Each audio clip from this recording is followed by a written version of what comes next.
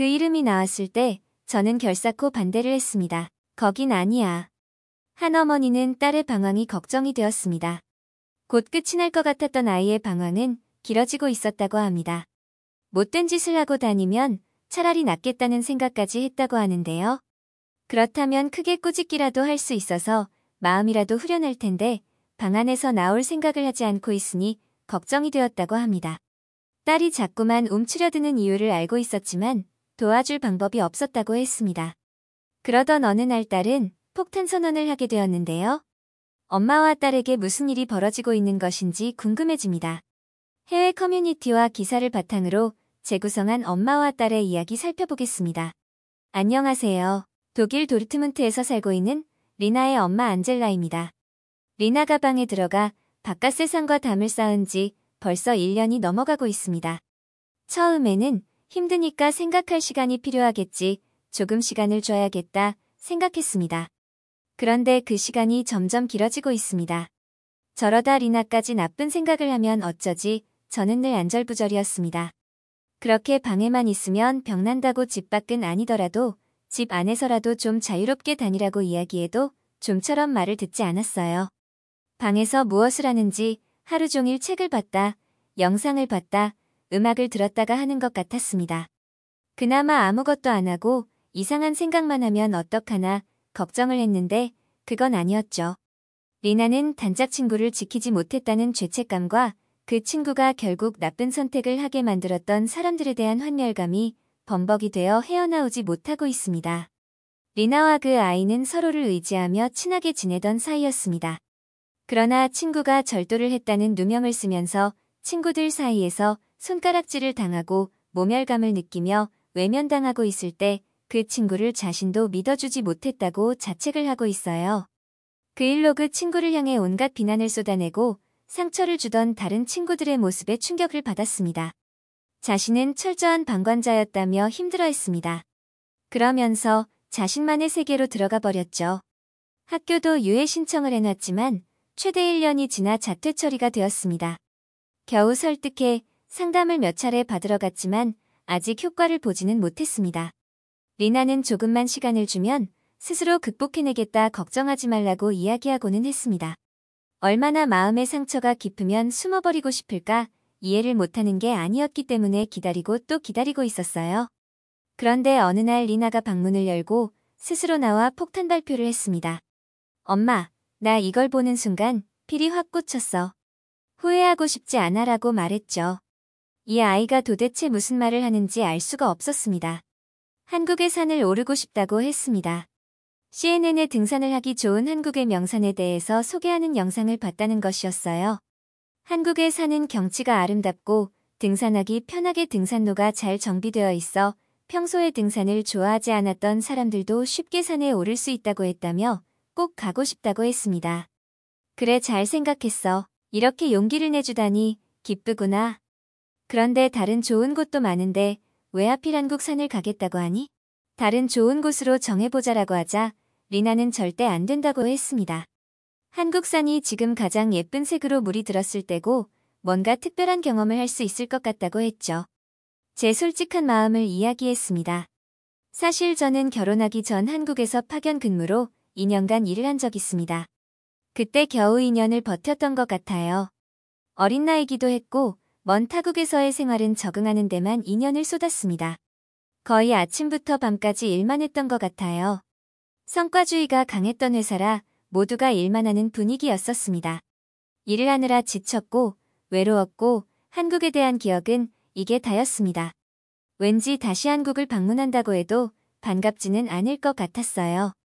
리나가 드디어 마음을 열고 새롭게 마음을 다잡는 여행을, 나쁜 추억을 가진 곳으로 가고 싶지 않았습니다. 그러나 리나는 확고했어요. 한국의 산을 소개하는 그 영상을 보고 가보고 싶었던 거지 다른 데는 아직 가겠다는 마음이 안 생긴다는 것이었죠. 어쩔 수 없이 제가 100% 양보해야 하는 상황이었습니다. 용기를 내준 것만으로도 우리에게 희망이었으니까요. 그렇게 우리의 한국 여행은 시작되었습니다. 정확하게는 한국산을 등반하기 위한 여행이 시작된 것이었죠. 25년 만에 다시 찾은 한국은 정말 많은 것들이 변해 있었습니다. 그때 내가 머물던 그 곳이라고는 전혀 상상이 가지 않았어요. 모든 것이 달라져 있었습니다. 어떤 마음이 들게 될지 궁금했었는데 과거에 가졌던 왠지 모를 서운함은 느껴지지 않았어요. 단지 딸과 함께 온 우리만의 첫 여행이라는 것에 마냥 설레이기만 했습니다. 리나가 1년이 넘는 시간 자신을 가두다 처음 문을 열고 나온 귀중한 시간이었습니다. 우연히 본 CNN 영상이 계기가 되었다는 사실이 신기할 뿐이었습니다. 어찌 보면 운명이었을까요? 저에게나 리나에게나 의미가 있는 곳이 될 테니까요. 서울은 참 신기한 모습이었습니다. 자동차며 사람이며 분주하게 움직이는 가운데 닿을 듯 가까운데 산이 보이는 곳이 많았습니다. 2년 동안 서울에 있으면서도 근처에 산이 있다는 걸 인식하지 못하고 살았었는데 이렇게나 가까이 있었다니 신기했습니다. 리나는 방문을 확 걷어차고 나오려고 했지만 차마 그러지 못했다고 했습니다. 다시 용기를 내기가 두려웠다고 했었죠. 그러나 전혀 내가 아닌 다른 경험을 하게 된다면 그냥 모른 척 다시 돌아갈 수 있지 않을까 시험을 해보고 싶었다고 했어요. 우리는 등산에 익숙한 사람들이 아니었기에 우선 서울에 있는 북한산을 먼저 가보기로 했었어요. 독일은 의외로 산세가 험하고 높은 산들이 많아 작정을 하지 않으면 쉽게 오르기 어려웠죠. 이렇게 경험이 없는 사람들도 가능할지 궁금했습니다.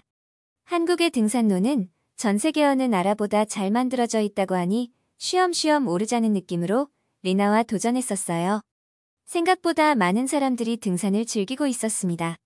우리도 그 일원이 되어 산을 오르기 시작했는데요. 아휴, 생각보다 체력적으로 엄청 힘들었습니다. 우리는 걷다 쉬다를 반복하며 산에 올랐습니다. 리나는 산에 오르며 선명한 단풍의 아름다운 색감에 감탄을 하더군요. 역시 내 선택은 틀리지 않았어라고 생각하는 듯 입가에 미소를 머금었습니다. 등산 중에 가장 놀라웠던 것은 한국인들이었습니다.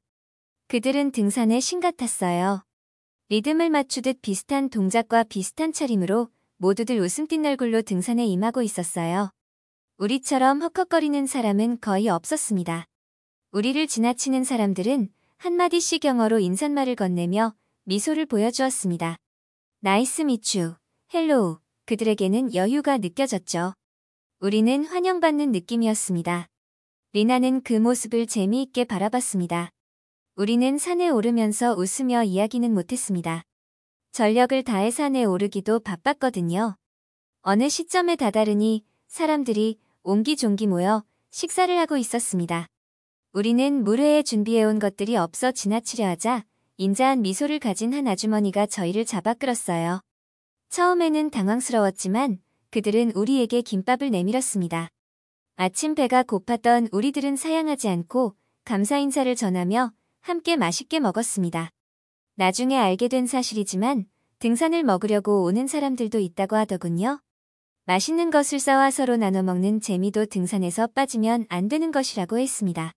먼저 자리를 뜨는 사람들은 우리에게 마구 간식거리를 나누어 주고 가셨어요. 우리가 그날 받은 간식은 어마어마했어요. 초코바, 견과류, 음료, 캔디, 구운 고구마까지 저희도 드디어 먹는 재미를 느낄 수 있었습니다. 그들이 주신 간식만큼이나 행복한 마음을 갖고 다시 등산길에 올랐어요. 한국의 나무들은 곧고 선명한 색을 지녀 그 아름다움의 극치를 보여주었습니다. 거기에 등산로에서 만나는 사람들이 아름다움을 더하고 있었습니다. 생기가 가득한 등산객들을 보는 것만으로도 에너지가 채워지는 느낌이었어요. 그러나 등산은 꽤나 힘들었습니다. 한국산은 등산로가 잘 정비가 되어 있지만 생각보다 가파르고 힘이 들더라고요.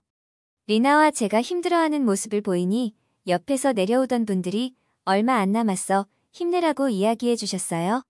위안 삼아 조금 더 힘을 내 올라가 보지만 정상은 보일 리 없었죠. 무릎을 붙잡고 조금 더 쉬고 있으면 또 옆에서 얼마 안 남았어 이야기해 주십니다. 이번엔 정말 믿어볼까 했지만 번번이 정상은 보이지 않았죠. 나중에는 알면서도 속게 되었지만 위안이 되고 힘이 되는 말이라는 것을 깨닫게 되었습니다. 저도 내려올 땐 웃으면서 올라가는 사람들을 응원해드렸습니다. 우리는 서로 말을 하지 않았지만 행복감을 가득 안고 내려왔습니다. 리나는 자신이 봤던 영상 속에서 자기의 이익과 관계없이도 다른 사람들에게 편안한 웃음을 보여주고 나누는 한국 사람들의 그 모습이 신기했었다고 정말 그런지 확인해보고 싶었다고 했습니다.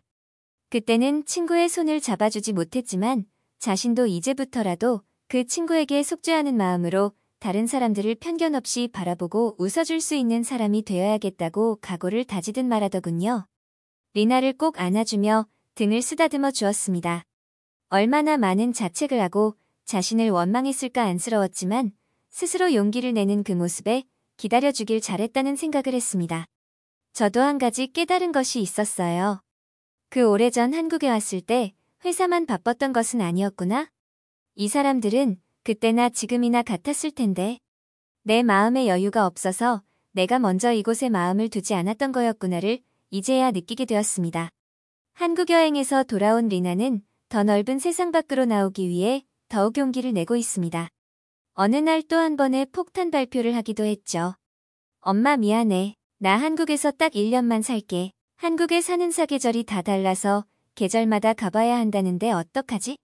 아마 오늘은 설악산을 오르고 있을까요? 안젤라의 이야기 어떠셨나요? 사람에게 받은 상처는 사람으로부터 치유를 해야 한다고 하죠. 한국산에 푹 빠진 리나의 모습 재미있네요. 사연을 접하고 리나의 곁에 묵묵히 기다려준 엄마가 있어서 참 다행이라는 생각도 들었습니다. 재미있고 감동적인 사연 계속해서 제보해주시면 감사하겠습니다. 별별이슈였습니다.